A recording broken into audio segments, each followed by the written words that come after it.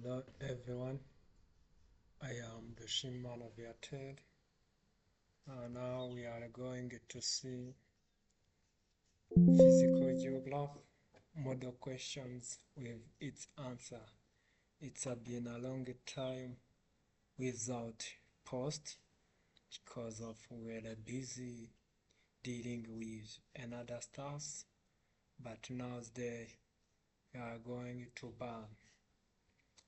Now we are going to start with uh, amazing topic which about weathering. And before we kick off to this topic, I would like to let you know that among the natural processes which occur on the earth, we found there is weathering, there is erosion, there is mass wasting and landslide as well. So now today we are going to talk about weathering as one among the denudation process or exogenic process which occur on our Earth's surface. Today's lesson we are going to start with differentiate the flowing processes of physical weathering. Actually, weathering involves the breakdown or disintegration of rocks into smaller particles, and this disintegration of rocks took place mainly into two forms, which are basically known as physical weathering or mechanical weathering and chemical weathering. I hope that you are aware about the distinction between physical weathering and chemical weathering. When I'm talking about physical weathering, I'm talking about the cracking and disintegration of rocks into smaller particles in situ. It means that rocks are broken down, but they don't change its chemical and mineralogical composition. Despite of chemical weathering, which involves total alteration of chemical and mineralogical composition of the rocks. Other book they said that we have a biological weathering, but not matter. Biological weathering can be classified into physical or chemical weathering depending on the agent responsible for the breakdown of the rocks. Here we are going to see different processes of physical weatherings, and we are going to differentiate between block disintegration and exfoliation block disintegration. All of those two are two processes of physical weathering. Before we get to an answer of this question, let us recap together physical weathering, which is the process by which a well-jointed and well-bedded rocks are broken down into smaller blocks through the process of expansion and contraction of rocks in situ. It is due to temperature and changes and frost actions. Here you can see what we call block disintegration, where temperature acts on the well-jointed rocks and the rock tend to expand. And when temperature decreases, the rocks also contract. And this expansion and contraction create a stress, a pressure, which leads to rock disintegration. As you can see here, these rocks were dysregulated due to the effect of temperature change and frost. Yes, in East Africa, block disintegration is commonly found in semi-arid and arid areas like Karamoja subregion, like Sukuma land and Takana land. Remember, Takana and Sukuma land are found in Kenya. And on the glaciated mountains such as Mount Kilimanjaro, Mount Kenya, and Rwenzori ranges. Block disintegration results into regular shaped blocks. When it happens, the blocks of rocks are regular in shape. Let's go on to exfoliation as one among the process of physical weathering. This is a physical weathering which involves the peeling of a surface of layers of exposed rock as a result of alternating heats during a day and expansion and cooling during a night, which leads to contraction in situ. I hope here you get the difference between block disintegration and exfoliation as the process of physical weathering. Or it involves the expansion and contraction of rocks, but the difference is the agent which is responsible for the block down. For the first block disintegration, it involves expansion and contraction due to alteration and change in temperature and frost.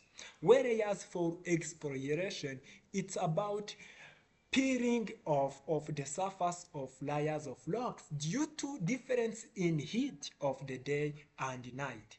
During the day, it is the heat and rocks expand. During the night, there is a cooling and the rocks contract, which leads to stress to form disintegration of rocks. On this figure, you can see it very well. There is peeling off. When you talk about peeling off, consider like things like onion, and you know how you can then remove parts of onion, and you see how the locks are removed some particles and remain broken. Exfoliation is common in exposed homogeneous rocks in semi-arid also, and it's found in Karamoja, Turkanaland, and etc. Exfoliation results into exfoliation domes. Exfoliation domes are the domes which are formed due to weathering of rocks through the process of exfoliation. For example, we can find Bismarck rock at Mwanza. Sub-question B, we're gonna talk about account for the occurrence of physical weathering in East Africa. And on this question, we are going to see what candidates are expected to do or to answer if we were given a question like this. Account for the occurrence of physical weathering in East Africa. First of all, you have to understand what's a physical weathering. Secondly, you have to understand and identify the area. When we talk about geography, we talk about phenomena, we talk about location. You have to keep that in your mind always. When we talk geography, we talk about all of those things. After identifying the area of occurrence, also you are going to identify some of the process of physical weathering. Then later on, you explain factors for the occurrence of physical weathering while integrating specific physical weathering processes, and then you get full marks of this question. First of all, let's understand what is physical weathering. As above the question you have talked about, when we talk about physical weathering, we are talking about disintegration or breakdown of rocks into smaller particles in situ, without alteration of chemical and mineralogical composition of the rocks. Physical weathering is disintegration or breakdown of rocks into smaller fragments with no change in rocks' chemical composition in situ. Physical weathering is common in semi-arid and arid areas. As we have said, in parts of East Africa we can find Karamoja, Turkanaland, Central Tanzania, and etc. As well as glaciated mountains such as Mount Kilimanjaro, Mount Kenya, and Mount Rwenzori. The major process of physical weathering include but not limited exfoliation, which is the peeling of surface of rocks layers due to heating during day causing expansion and cooling during night causing contraction. Block disintegration, that is the second process, which involves the breakdown of blocks of jointed rock into rectangular shaped blocks due to heating during day causing expansion and cooling at night causing contraction. And you have to know about block disintegration is due to alteration in temperature and frost elements. Aridity or shrinkage or slaking. This is another process of physical weathering.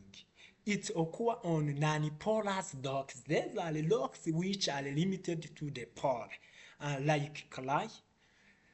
We know clay absorbs water during rain season and it expands after absorbing water. While during the dry season, clay loses water through evaporation and crack.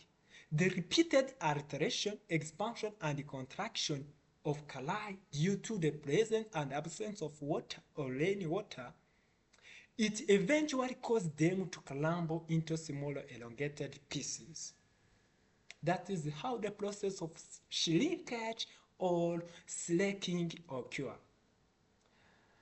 Different areas of East Africa have been taught. We can continue about mainly key questions that most of you have been thinking about after understanding the question, which is the factors which are responsible for physical weathering. Among those factors, there are many, but in this book or in this lesson, I'm going to explain to you mainly 6 factors and how it is responsible for physical weathering. Let me first start with climate. Climate is one among the dominant factors which are responsible for the disintegration of rocks, particularly physical weathering. In area of hot climate such as Turkana region, this is the semi-arid region in northern of Kenya and central Tanzania. There is during day it is hot and it's exposed the rock as are heated during expansion, leading to expansion of that rocks. While during night, the temperatures rapidly fall, leading to rapid cooling of rocks. This results into block disintegration. This due to these parts are very semi-arid. They receive hot during a day and at night it loses the hotness very quickly. This creates stress for rock disintegration. Such alternate expansion and contraction of rock lead to peeling or breaking of rock through processes like exfoliation, already said, granular disintegration, and block disintegration. In semi-arid areas such as central Tanzania, during short rainy season, non-porous rocks like clay absorb water and it expands, while during long dry season, the non-porous rock loses water rapidly and crack. This results into rock disintegration. Again, in semi-arid areas, there is limited cloud cover, which leads to temperature fluctuation. It means that there is a hot, which is very hot during the day and cool during the night due to limited cloud cover. This leads to expansion and contraction of rocks, result into the breakdown of rocks. On high mountains of East Africa like Mountain Rwenzori, Kilimanjaro, and Mount Kenya, there is a temperature fluctuation result into frost weathering, which is the process by which water collects its cracks during the day and during the night water freezes. Volume increase causing breaking down of the rocks. That is how the process of frost weathering occur. Another dominant factor is nature of parent locks. When I'm talking about nature of parent locks, I'm talking about the composition of locks. I'm talking about color of locks. I'm talking about hardness and softness of the locks. Nature of locks or parent locks. Jointed locks such as limestone in Turkana and Kotido and Moroto areas result into block disintegration. When locks block into rectangular blocks when they are heated or cooled. First of all, let me start with mineral composition. Rocks having different minerals absorb heat and lose heat at different rates due to their mineral composition are not also the same. When heated or cooled respectively, result into granular disintegration.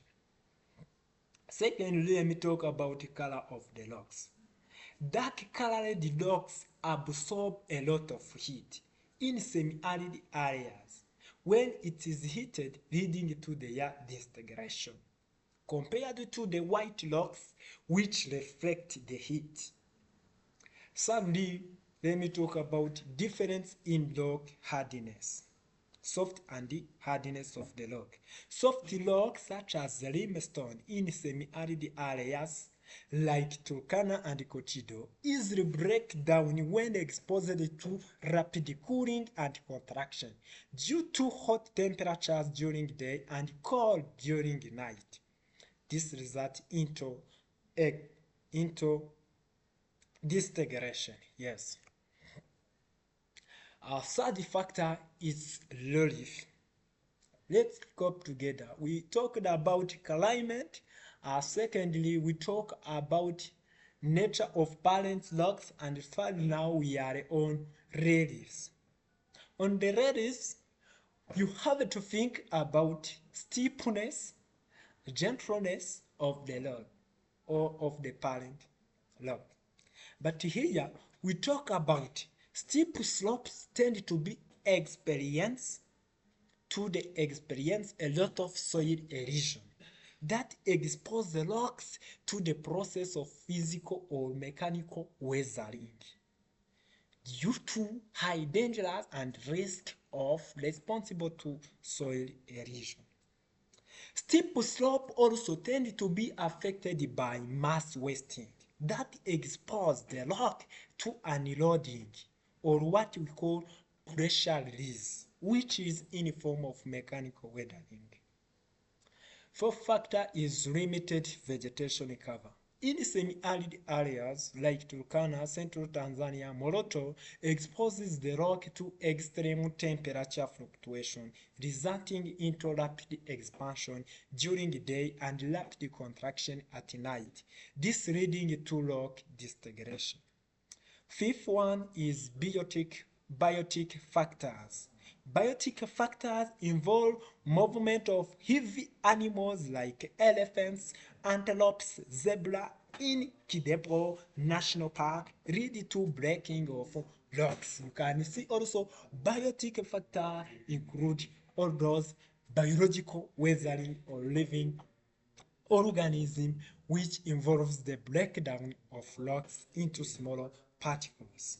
Again, burrowing animals like squirrels, hawks, and insects like locusts, termites destroy vegetation, thus exposing rocks to physical weathering due to temperature fluctuation. Yes. The effect of plants adapted to semi-arid areas like cactus, acacia grows long roots into and break rocks. You can see also the plant's roots are responsible for physical weathering. In biotic factors, don't forget the role of human activities such as coaling, which cause the integration of rocks, and also mining activities. Sixth factor is about time. The longer the time, the more physical weathering occur. Actually, this have been told. Physical weathering is not something which can occur at 1 minute, at 1 second. It takes a time for rocks to be disintegrated, to be separate. That is why when you talk about factors, we don't ignore the most and relevant factor, which is time. Yes, this is the end of the video, but before, I wish we could pass through it and record together among these main 6 factors which are responsible for physical weathering. First one, we see there is a climate. Second one, it is about nature of parent rocks. Third one, it's about relief. Fourth one is about limited vegetation cover. Fifth one is about biotic factors, and the last one is time. Thank you for watching this video, and your comments are very constructive for us to improve the quality of this video. I am Dushimana Viateur. Have a good day.